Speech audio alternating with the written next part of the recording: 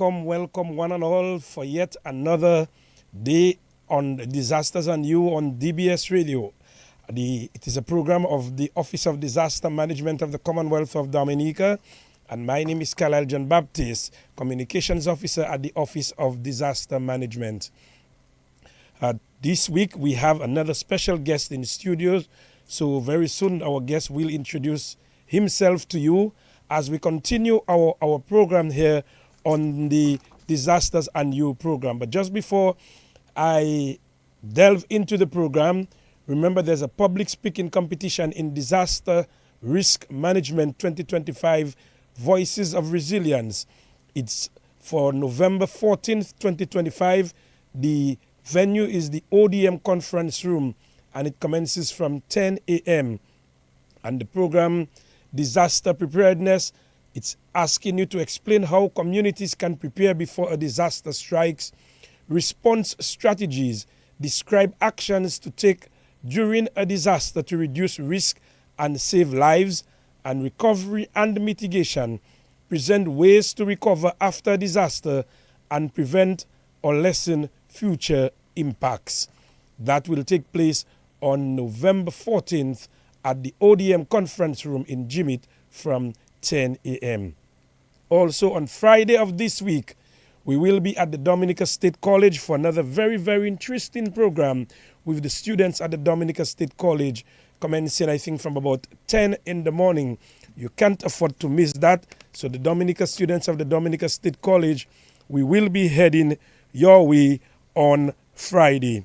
Also, you need to take note that the Office of Disaster Management continues to inform and educate the populace in the area of community engagement, road shows, outreach programs, radio shows, and social media platforms, all informing and educating the public. The intention generally is to increase capacity and enhance products. The area that needs improvement is testing, simulation exercises. And of course, the cost of staging an exercise is very exorbitant, but the intention is to have it at the tabletop level, desktop review, and then escalate to full scale. The Office of Disaster Management has been introducing these partners on the Disaster and You program so that we can elaborate on areas of expertise and how we support, contribute, and add value to disaster risk reduction initiatives and programming on island to save lives and reduce damage to property, ensuring a more resilient Dominica. We are in the hurricane season, people. Remember that. And of course, remember, you need to have your emergency kit, your emergency checklist, and some of the things that you will require as part of your emergency kit.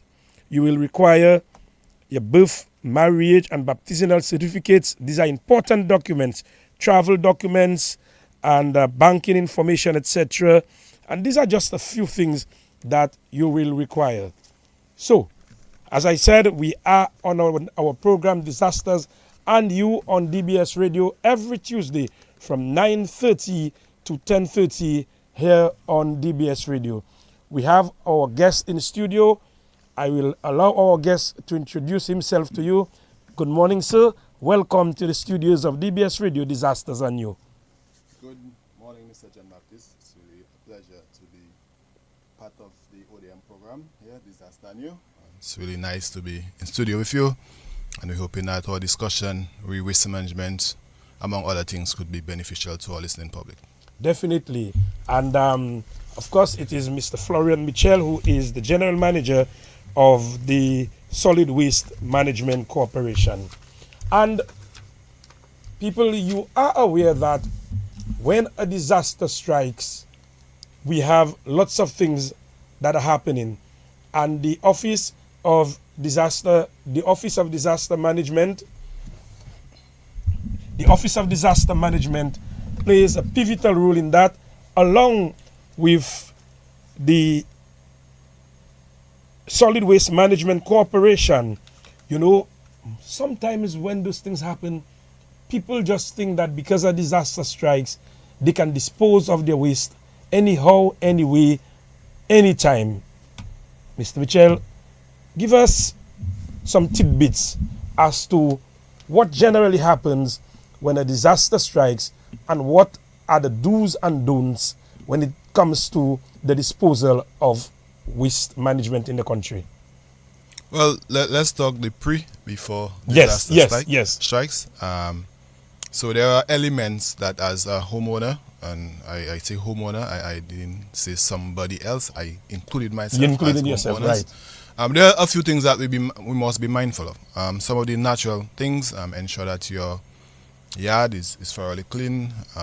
Any waste that you may have accumulated, you listen to the collection schedule as prescribed by Solid Waste for your community. You put that waste out the day and time specified, ensuring that material is removed. Your other items, which is your bulky waste in nature, probably you may have fridge, stove, white goods, those other elements.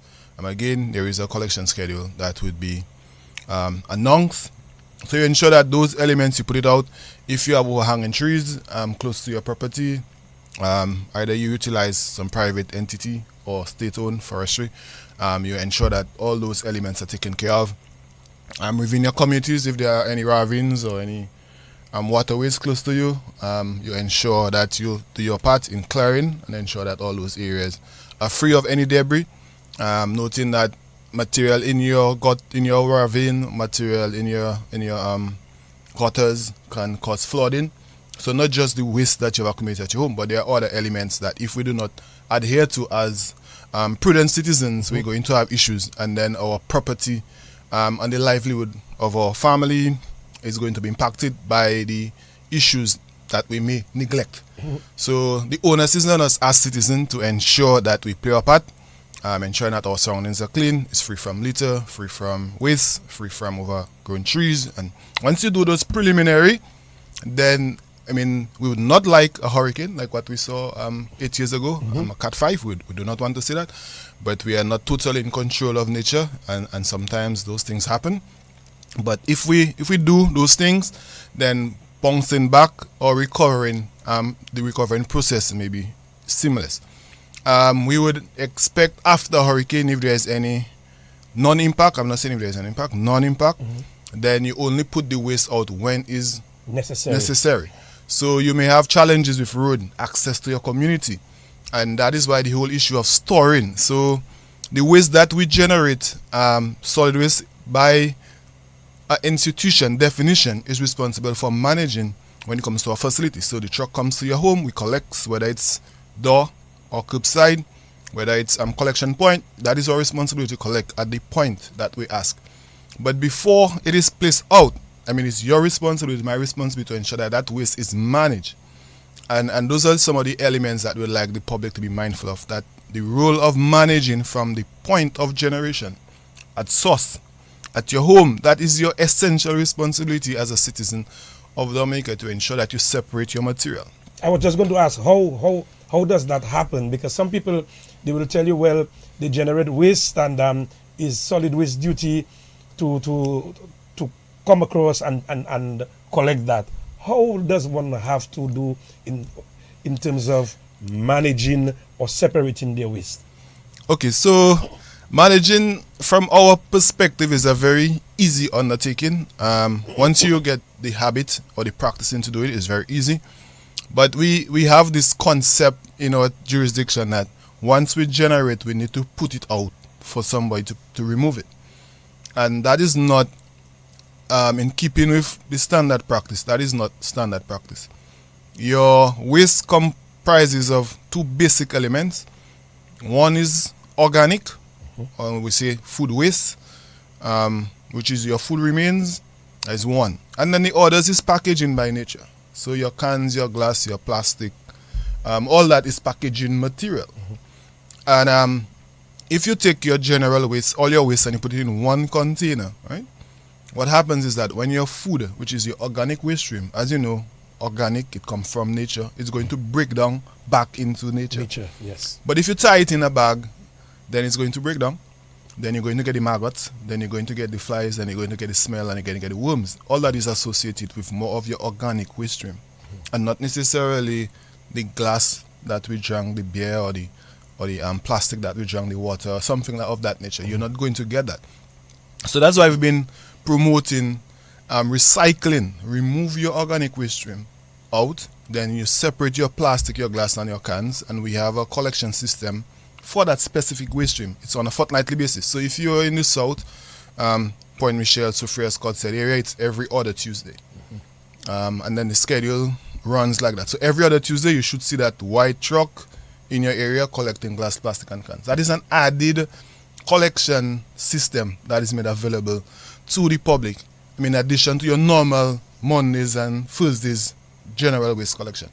So what you would have remaining would be small elements of your organic waste. And again, if you have an animal, you can pass that organic waste stream. Probably the skin from your food, you cannot give it to your dog. So if you're a farmer, probably you can use it at your farm. If you have sufficient backyard space, you can do a compost heap, a hole, bury it and turn it. You could use a bucket. So there are a lot of elements that could be deployed by the homeowner to reduce on the waste that they generate and to better manage that waste.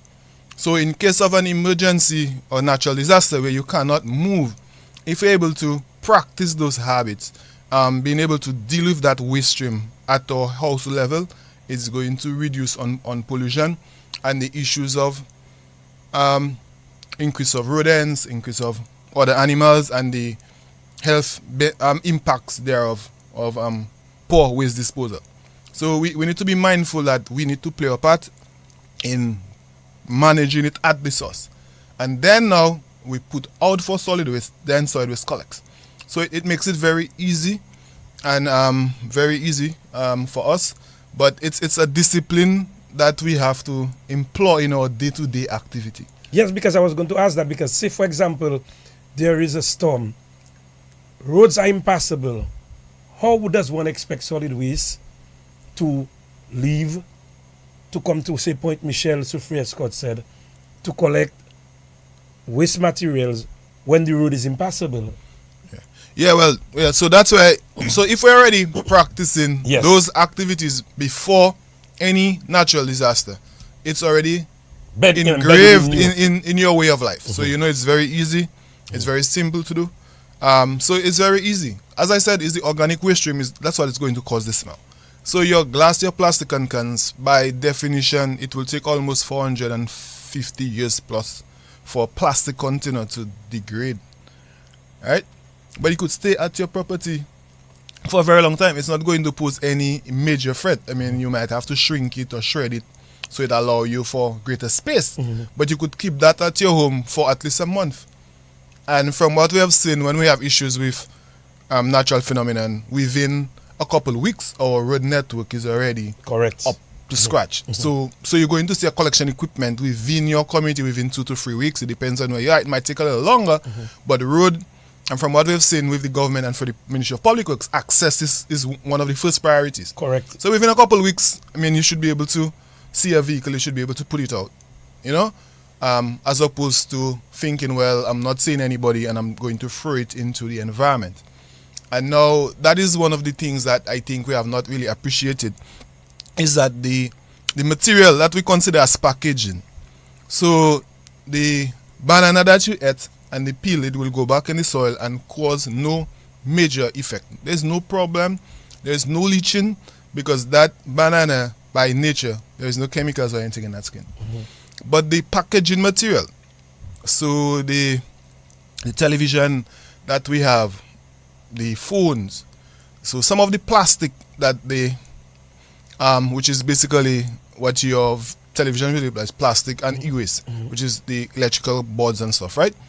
So some of this material, it is sprayed with some chemicals for flame retardant. So in terms of you have a fire. So when you put that into the environment and the rain, the air, the sun, whatever hit it, it begins to break down. And then that primary chemical or polymer that is used in the production of that plastic material, it begins to leach into the soil. Now, we are farmers. I mean, in Dominica, we depend on what we grow. You know, so imagine of the consequence of our inaction and not paying heed to what we're doing and how it's going to affect our way of life. So let's say at the back of your home you put those things in the soil, it begins to leach, it ends up in the sea. Now, who consume the fish? We consume the fish. Correct. We consume the agricultural produce that we produce, and we consume it. And then that element of leaching goes through the food chain. And then we complain that we may have some underlying issues, health issues. So illegal disposal have a direct consequence to health and the environment. And then we need to understand that how it's going to cost us in our pocket. So once we realize by our inaction, our disregard to following the rules then of disposing properly, it's going to cost us some money.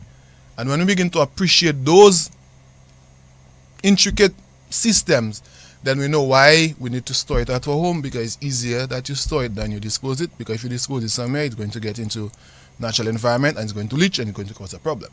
But then people say, boy, I should not keep it at my home.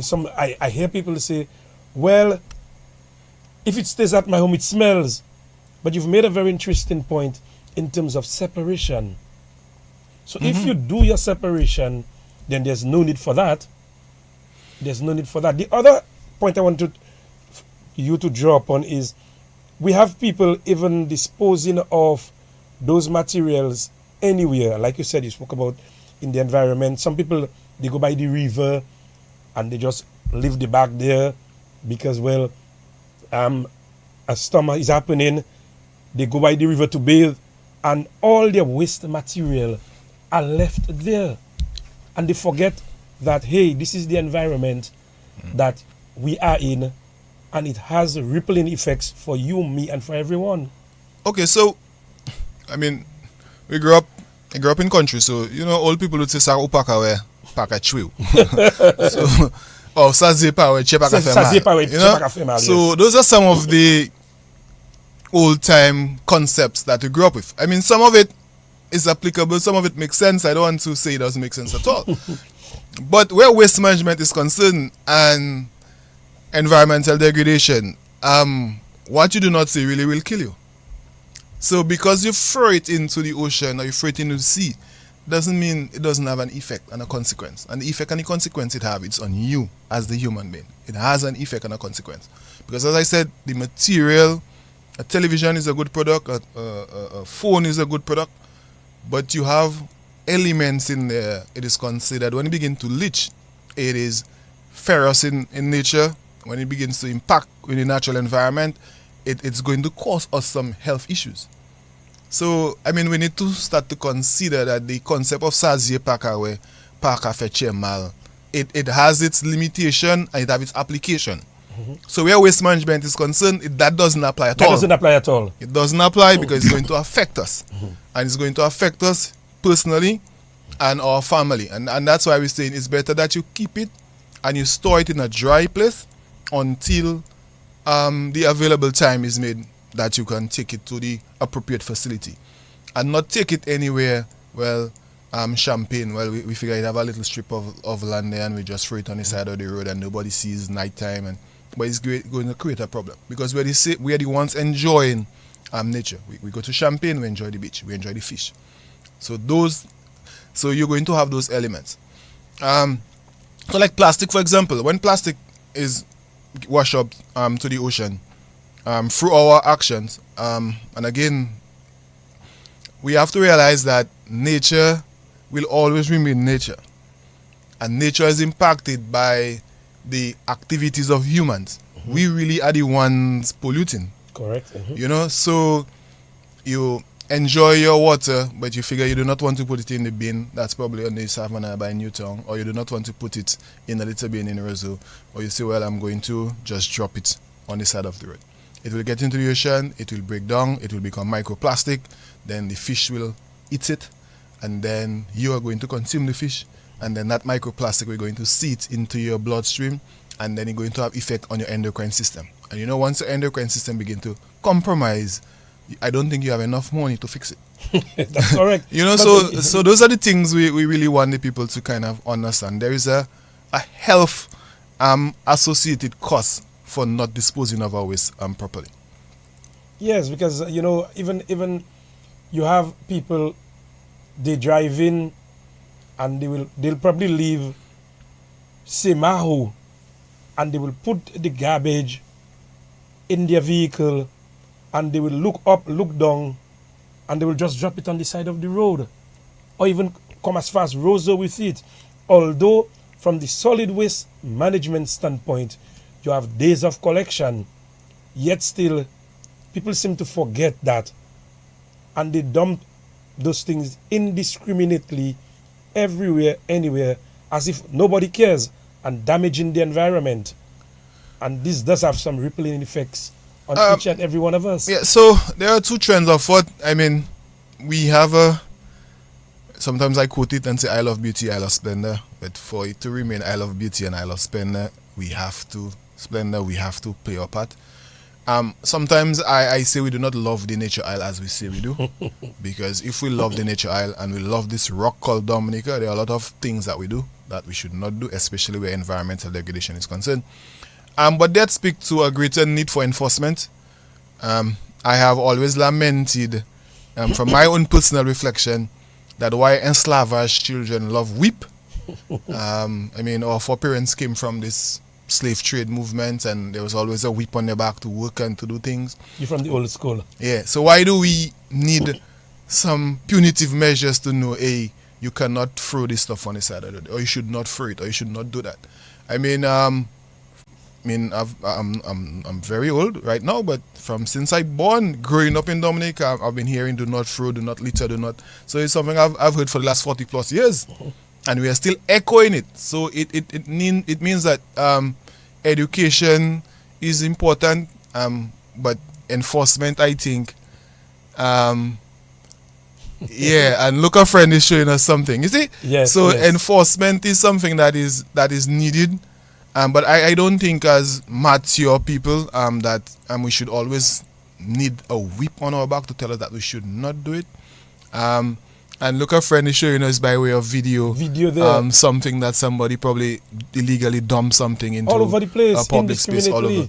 And over the weekend, a video came to me, and then we saw somebody in a particular area in the Emsall Road tipping stuff over the cliff. How do you deal with those things? Well, kudos to the police. We reached out to the police immediately.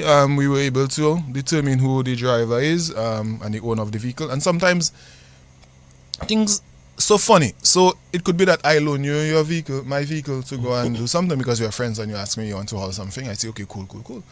And sometimes I'm not even aware that what you're doing is not something I would agree for you to do. And so we see those things. So if you own a vehicle and a friend of yours or somebody's trying to use your vehicle for a particular purpose, it would be good to have a disclaimer, ensure that if the person is going to haul some white goods or whatever the person is doing, once it is a hauling activity, that you should satisfy yourself that that person is actually taking that material to an approved facility. Isn't there a fine or fee? Yeah. Yes. Yeah. So with the question, with what we were just referring to, well, same time we were able to get hold of the individual, and the person actually went and removed all the material. Oh, praise God. So that is something that we see that is good. The person removed all the material. Monday, bright and early, the truck was on the landfill to dispose of the material. And then there were a few other areas that we spoke to the person of, probably some other elements that we wanted him to do. And he agreed to it. But again, the person who sent out the video to us, again, the public themselves have a role to play. So if you see somebody is contravening or doing something that is not in keeping with the habits in our nature isle, record it, take a video, take a picture, whatever medium you could post it. But we also have our number 616-8168 that you could send to us directly.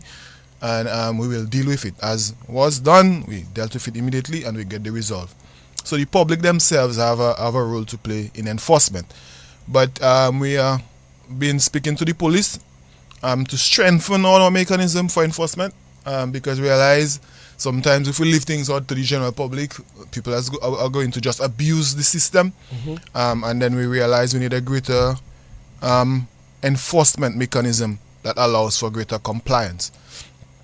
And also, I mean, as I said, awareness from all stakeholders. So if you are a dealer or you're an importer of particular products, if you're importing fridge, stove, if you're importing television, it would be prudent to also, as a disclaimer, when you're promoting your brand new television, it would be nice to remind the public that they should not dispose of those things legally, that they should bring it to a approved facility. So that helps in keeping the nature clean. Most times people think that the issue of waste management is the sole responsibility for solid waste, but you are importing a commodity to make money.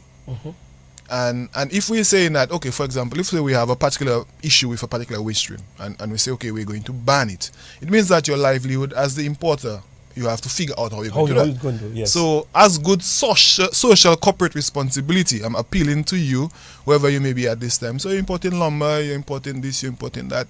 I mean, it would be prudent to ensure that you, as a disclaimer, you could just remind people that, encourage them to dispose of it appropriately, take it to a facility, and that helps with the communication. I want to pause on that a little because some time ago we were on a program, on this very program, and this gentleman called, speaking about the cutting of trees and leaving them anywhere, leaving them in ravines, and when heavy rains come, they just swipe down. And I'll give you a typical example in my area where people cut trees, and when they cut the trees and clean their yard, they just leave it in the drain. And this week we had some heavy rains and everything just flowed down. This is waste. And it just settled in my area. Now I have the unenviable task of cleaning it. Yeah. I mean, this cannot be right. If you're working, you ought to be working in conjunction with the solid waste. So we have disaster and solid waste working in conjunction. And when people do those things, it gives the Office of Disaster Management more work. It also gives your office more work to do. Sometimes, so we always have to consider our neighbors. And you I ought think to. as good citizens, I think one of the principal things is to consider how you live in harmony with everybody. And I think if we consider those elements, we will not do anything to offend anybody. Because I can assure you, if you're the ones who had it upstream and it caused some issue with the individual would be angry. That's correct. And so we need to consider that our actions is going to impact somebody, whether you personally or somebody else. It's our action or inaction. Or inaction. So sometimes we need to consider that. So I mean, you fell your tree because you felt that you're preparing for the hurricane season, which we commend that you should. But you need to consider that if I'm going to leave it there, it's going to cause a problem because it's blocking the drain and it's going to cause flooding and the water is going to be redirected. It's going to go into my neighbor's yard or property and create some issue. So the prudent thing would be, I mean, I can assure you, we have a lot of village councils in your area. I know we have a vibrant village council in Point Michelle. So just reach out to your local government authority and say, hey, I'm going to undertake so and so and so. I know we all try to say we don't have money to haul stuff. So sometimes when you ask people, they say, oh, the cost for hauling. But you reach out to your local government authority. They could make a call. They could reach out to whether it's NEP, whether it's solid waste, whether it's ODM, and try to figure out how we could bridge the gap in solving your issue. Because you fell the tree, but then you may have a transportation issue. And sometimes the material or the tree that you fell, it could be repurposed. Correct. Yes. Some for wood, some for coals. So there are other avenues that material can be channeled. But sometimes it requires you now as the homeowner to just take the initiative and ask a question as to how am I going to dispose of that material. And I think that is one of the things that we need to consider. If I am demolishing a house, let me consider when I demolish it, but what am I going to do with the wood now? Or what am I going to do with the soil now? What am I going to do with the old galvanized now? So we need to consider that first and figure out how I'm going to deal with it. And then when you have appreciated all the different elements, then you go ahead to demolition. But not demolish it first and then after say, hey boy, I have a problem. And it becomes a problem. So we need to consider that first. And that's why we note generally where waste management is concerned, we think of waste management sometimes last and not first. Which is not good. Yeah. And I also want to come to the point where you have ravines, where people also dump garbage indiscriminately in ravines. They know the collection date, but the ravine is just there, an easy way. They take it and they throw it across. maybe a dead animal. They just throw it across in the ravine. And when you hear that ravine is coming down, you see some heavy logs, that is things that people would have caught, and garbage. And then you ask yourself, but wait a while, where all that garbage is coming from? Yeah, well, as I said, I mean, it's a consequence of our action or inaction, because it will take us to throw it. But if we have to consider the environment, and as I said, I mean, if you throw something there, you're not seeing it, but eventually it's going to block a stream. Because what we note is we have a lot of dry ravine. So sometimes we figure, it's okay, I'm going to put it there, and eventually it's just going to go down, it's going to go down, it's going to go down, it's going to go down. It end up building, cause some form of a barrier. And then when that water comes in now, and with the force of that flow, then it's going to cause greater problem downstream. And then you have communities downstream, and then you're having issues. And it's as a result of our inaction. And as I said, I mean, there is a landfill. I mean, it's very easy. Sometimes you might have one television. You might figure it's very difficult for you to haul it wherever you live. But through local government, we always have some form of cleanup campaign. Whether it's Dublin Village Council, whether it's Carlisle Village Council, whether it's Soufriere, somebody's always having some form of cleanup campaign. You all are working in close conjunction. So, I mean, the avenue will present itself. So all it is required of you is to ensure that you keep it at your home. And that is where we have a disconnect with the general public. Now, if you do not want to keep it at your home, then you could probably, if you have a vehicle, take it to the facility yourself and do not dispose of it. So one can actually use their own private vehicle and take it to the facility? Yeah. You have access to that? Yeah, if you I mean, disposing e-waste is one of the easiest thing in Dominica. You do not have to go and dirty your tires or anything. As you come to the facility, there is a shed there. You put all the e-waste right there. It's nice paved concrete road. Oh, so you don't have to you don't have to go and drive on the tipping face to say you're going to put wood or grass or normal waste.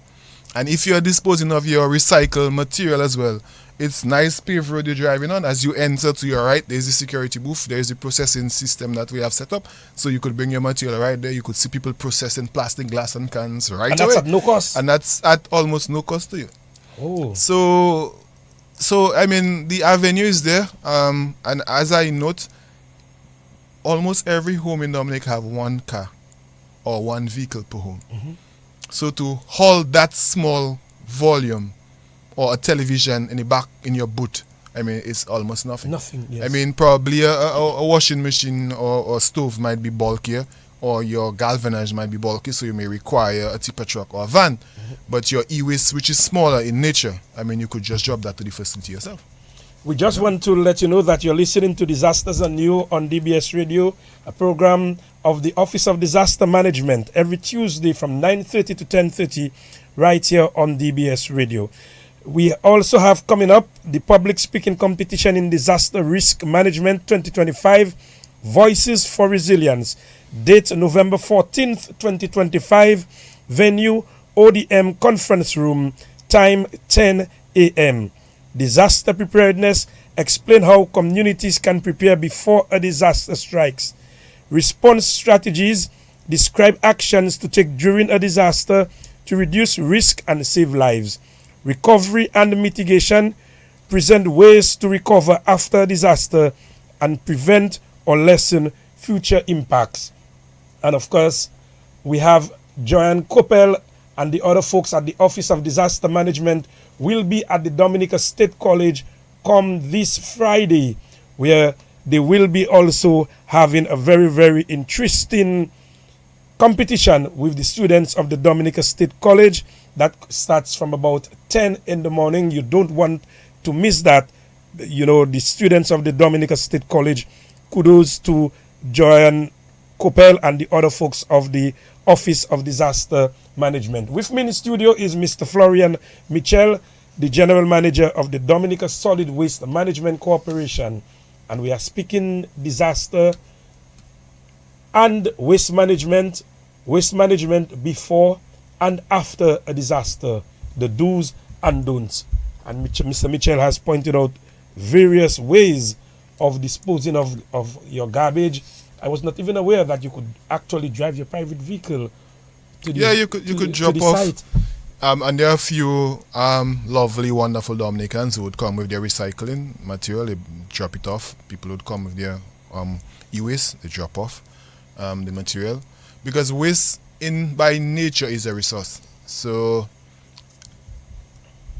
most times I think people like to use the word labas, which I don't. You have don't. That is an old word. I don't like that word at all. Yes. I don't like to use it. I think that it's a backward way of thinking.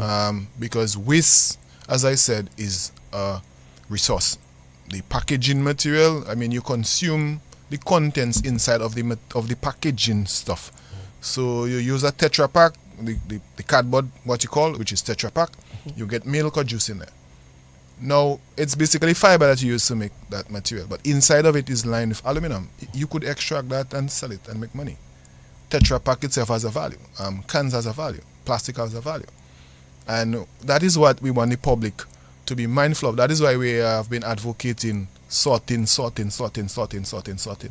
Because to take plastics and bury it, or take anything and bury it, doesn't make economic sense. And that is why I wanted to highlight the government. If we reviewed or listen to the budget address when the Prime Minister spoke about decentralization, that's what decentralization is going to pivot us into. Because you would have regional locations or satellite location, whichever language you want to use, and then you could take your material and it could be processed for either production of a commodity or exporting it for further processing for the production of a commodity. And that is how we want to move. But for us to move in that way, the public has to also be mindful of what it is that we're trying to do. So it's like you're trying to pull a rope, but somebody pulling in the next direction. You cannot achieve what you're trying to achieve. So you have a difficult task. So it's very difficult. So the decentralization concept will allow that. So your tires would go to a particular location. It will be shredded, processed, either export or used for a local commodity. Your cans, again, we're looking at certain technology that all the derelict vehicles that we have, we could probably shred it. Right now, the cost of electricity is kind of high. So if you were to get equipment that could make steel, rebar, it will cost you a lot in terms of energy consumption. So we say, okay, let's see what by next year, I think our geothermal plant should be fully online. Then we could consider utilizing that feedstock for producing a commodity. And as we're on this, I also want to speak on the issue of derelict vehicles along the road, and that is a major concern during a hurricane. Because they are very light in nature. It's a shell on some blocks or on a tire, and any little rain is going to directly push it into the road. It's going to block a ravine, or it's going to be a projectile and creating some issues. And I want to commend the police as we are on it in terms of the support that they've given us in trying to rid our lovely nature isle of some of those elements. But we still have an issue with the owners of those property.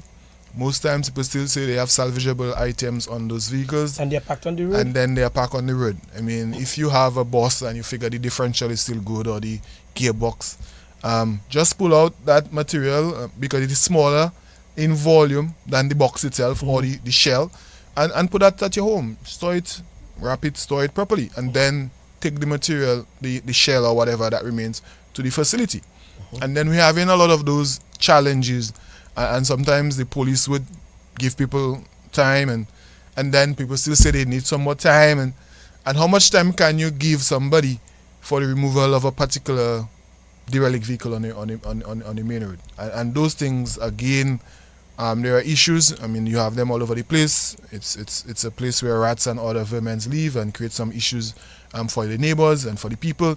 So all those areas, again, we need to address it. And I mean, we are doing, would like to do more, but the public also, again, people love the whip. So sometimes you take a nice, on that, sometimes you take a nice approach and you speak to people because you figure at least there ought to be some form of dialogue. I mean, you live in a society where you dialogue with people, but sometimes you see people are just being defiant, and when you see people are being defiant, then you have no other choice but just let the law do what it's supposed to do. How difficult it is when because I know at one point in time over the last few months the police would put they would put some signage, or whoever it was put a signage on your vehicle, giving you a time contrary to law to remove the vehicle. How difficult has it been for you to get those vehicles out? It's not. I wouldn't say it's difficult in getting the vehicle out. I think sometimes we are And at your own cost? Yeah. At the state-owned cost. At the state's cost. Yeah.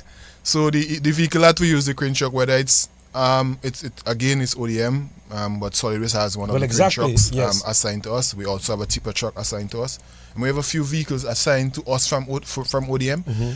So ODM is a big partner of Solid Waste. Sometimes I say that ODM is an extension of Solid Waste. We are bulky waste and those elements are concerned. And there's a cost, and that's why sometimes the public figure, well, government. But I mean, you enjoy your car and you had it for your own leisure and whatever, or your boss, you make all your money, and then you figure you're just leaving it on the side of the road for somebody to remove. Yes, we can.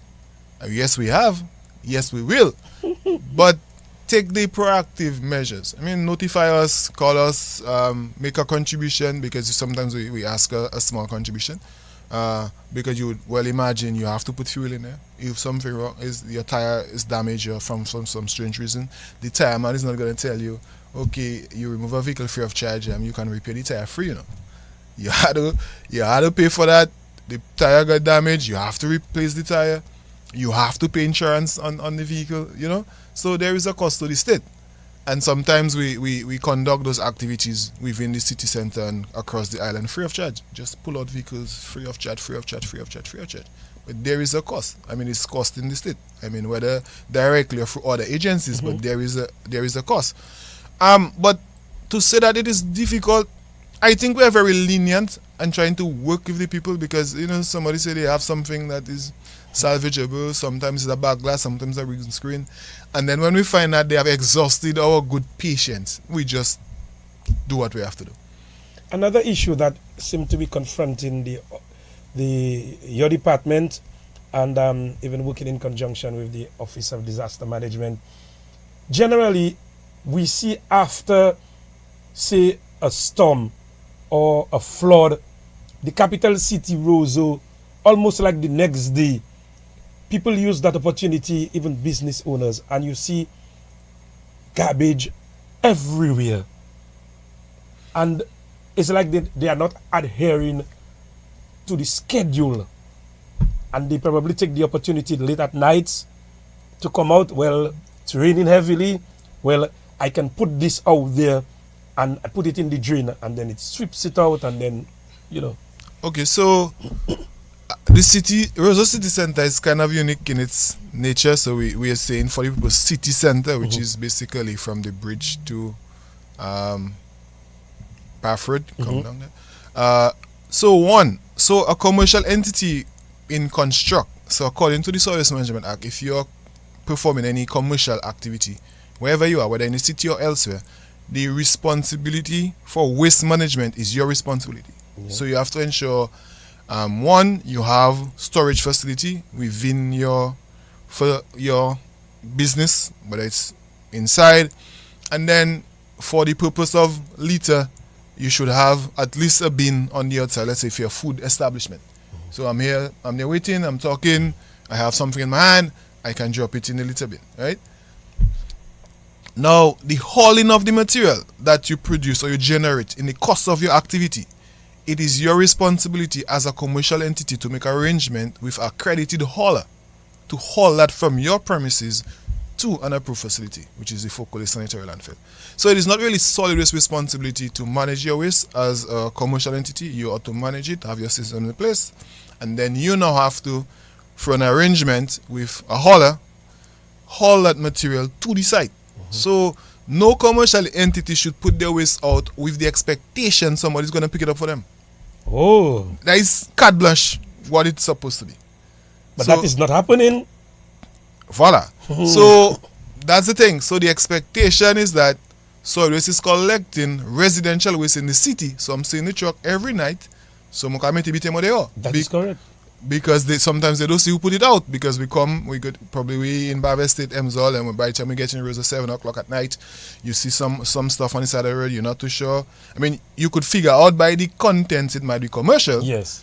Now, what would happen is that if we leave it, and next day we come Rosa and we say, oh, what side of garbage on the side of the road? People are going to say, hey, solid waste pass, you know? That's the first impression the public is going to get. But the onus is not really our responsibility to collect commercial waste. That's a piece of unless education. you have a direct arrangement with solid waste for solid waste to collect for you, or you have an arrangement with a private hauler for them to collect for you. But it is your responsibility as a commercial entity to haul your waste yourself. And I think there is a miscommunication, or there's not this level of appreciation. Again, as I said, we vend, we think of making money, but we don't think of the waste that is generated as a consequence of our business, how we're going to manage it, and how it ought to be managed. So we think money first, then we don't think waste. We figure we just put it on the side of the road. And that is some of the issues. And then the littering within the city center, I mean, it have a few elements. Some of it, I mean, people dump stuff illegally. Some of it, I mean, you have the issue of vagrants bursting bags, and you have litter ending up in the drain and creating issues, and you have the issues of the dogs. So it's complex of those three elements would cause a lot of the litter that you see in the drains. But again, we have Micro Sonia and her crew who does litter management every morning. In the morning, you'd see Sonia and her crew. Yeah, I met her this morning, actually. Or you'd see Roseau City Council doing their part. And as we speak now, we have NEP doing some fantastic job in the city center. So all the state organs try to work to ensure that the city is clean. But what we note, so for example, something I see all the time. So you're saying to me that I have a name came in mind. So let's say I have a flower shop in Roseau, and I'm occupying a 60 by 60 or 50 by 50 spot. So you mean somebody have to tell me I had to power wash that myself? Come on, I mean you don't think of just making money. Think of how you could improve on the aesthetic of the city. So as part of your good corporate responsibility, you should be able to power wash the area. The operative word is you should be. I mean, the grass that isn't overgrown, a little grass, I mean, don't wait on every time NEP or solid waste or city council send a man with a cutlass and try to dig it out. I mean, those are some of the things that we could do as good corporate citizens to ensure that our city, the place that we are vending, that it is appealing to the public. That I would be happy to come to your facility and let us not just wait on the organs of the state. And I think I would like to see this as a greater collaborative effort with all of us who utilize the city center, and then we could see the improvement. Because I know that the state, we're going to have the Roseau enhancement project, but even if after we do all that and put all that infrastructure in place, and then we do not see the need now as corporate entities to support what the state is doing, then we're going to get back in the same spot. But then also, you also have the situation where you sometimes have quote-unquote jams in the city or jams anywhere. And at the end of the jams, people think that the Solid Waste Management Corporation are supposed to be the ones who's supposed to be cleaning the area. And that is the furthest from the truth. Yeah, so again, advocacy, yes, again, and perception. So if you're doing something over the years, every day somebody see Carlisle cleaning a particular road in Point Michel. Yeah. First thing I say, hey, you can't tap your German, you can face that. First thing they're going to say. But they're not thinking probably he just loves to see the areas clean. Now, by default, so when we're having public events, so you have Carnival, you have Solid Waste City Council, we help and ensure that the city is clean. But according to the Service Management Act, if you're organizing any event, whether it's Calypso, whether it's Queen Show, whether it's Local Music Festival, once you are gathering people, it could be a political rally, it means that you're gathering people. So the intention is to gather people. So when people gather together, you're going to have waste. That's how it works. But you as the organizer, the law requires you to clean, not solid waste or city council. We can provide this service to you, fine. But it's your responsibility to ensure that the systems that are in place, you have to have your bins, you have to ensure you have a team to clean, and so on, so on. So the entire works in ensuring that property or that locality that you utilize is maintained or returned back to how it was before you have that gathering of that people. So it's not really the state responsibility. It is your responsibility as the organizer. And as we are on it, I mean, we've had discussion with some of the stakeholders on those elements because we see a gap. So, for example, I mean, I know you're a football man. So the last time we had some discussion with Dominica Football Association and to see how we can have a greater support. So you have in a football match, whether it's Newton Savannah or wherever, what are the systems that you have to ensure that all the people, the patron that comes in, somebody's going to eat something, they're going to throw it on the side. It is your responsibility to ensure that that space is clean. And once we can get those stakeholders to begin to move in the right direction, a lot of the elements that we have, we will be able to improve on our efficiency. We have just about 5 minutes. Our time runs so quickly. Just want to remind you that we are on Disasters and You, and with me here today is the General Manager of the Dominica Solid Waste Management Corporation, Mr. Florian Michel. Again, sorry, just want to remind you also that there's a public speaking competition in Disaster Risk Management 2025 Voices for Resilience. Date November 14th, 2025. Venue Office of Disaster Management Conference Room in Jimit. Time 10 a.m. Disaster preparedness. Explain how communities can prepare before a disaster strikes. Response strategies. Describe actions to take during a disaster to reduce risk and save lives. And finally, recovery and mitigation. Present ways to recover after disaster and prevent or lessen future impacts. Also, I want to remind you that the Office of Disaster Management will be at the Dominica State College come this Friday from 10 a.m. where there will be a competition with the students of the Dominica State College, and lots of prizes will be at stake at that competition. I want to say kudos to Joanne Coppel and all the other folks at the Office of Disaster Management who are doing a fantastic job. Again, working with the schools, working with the Solid Waste Management Corporation, working with the police, working with the fire officers, and doing what they have to do. Mr. Michel, 4 minutes left. Your final thoughts as we wrap up our program here this morning? Yeah, so just to wrap up in general, we are the ones who consume, we are the ones who are producing the waste. And if we do not consume, so waste generation is there's a direct correlation between waste and consumption. So if there is no consumption, you're going to have no waste. So if we do not buy nothing or we do not import nothing, we're not going to have no waste. So it means that we are consumers by construct. So we are going to generate the waste. And it is our responsibility to ensure that the waste that we generate, that we manage the waste. Not just solid waste or the state responsibility. So through this cycle, let's say the waste have a journey, right? So we import it from overseas, it comes on a boat, it goes to customs, then it is cleared and goes to your facility, and then I come to the shop or the supermarket. So let's say that's a chain. It's a chain of events. It's a chain. So within that, so you call that in language of solid waste, the waste management hierarchy. So within the waste management hierarchy, there are several players. So every player has a role to play in that hierarchy. And from what we see in Dominica, most of the role that is undertaken is either the state or the agency. And then the other elements or the other players are not really playing the role that is required. And in going forward, those are the elements that we would like to bring to the table to ensure that when we speak of waste, we speak of circularity. We do not have stuff on the side of the road no more. We have the systems in place with the digitalization system to process the material, because the waste, you can produce a commodity. And again, hurricane season, we would not like to see any hurricane that cause any major effect to Dominica, but we have a role to play. Let's ensure that we store waste. Let's ensure that we place our waste out on the day and time.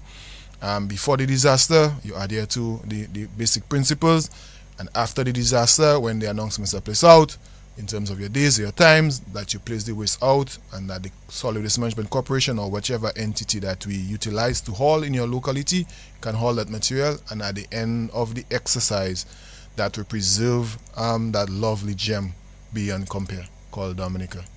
Thank you very much, Mr. Michel, the General Manager of the Dominica Solid Waste Management Corporation.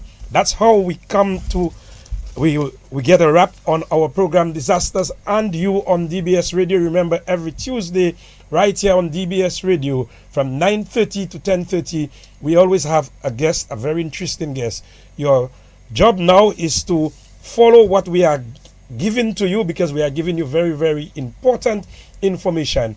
Join us next week, Tuesday, from 9:30 to 10:30, God's willing, on yet another program right here on DBS Radio. My name is Carlisle JnoBaptiste, Communications Officer at the Office of Disaster Management, and I want to thank the entire staff of the Office of Disaster Management Corporation and the Government of Dominica as we continue to collaborate together to bring forth such information.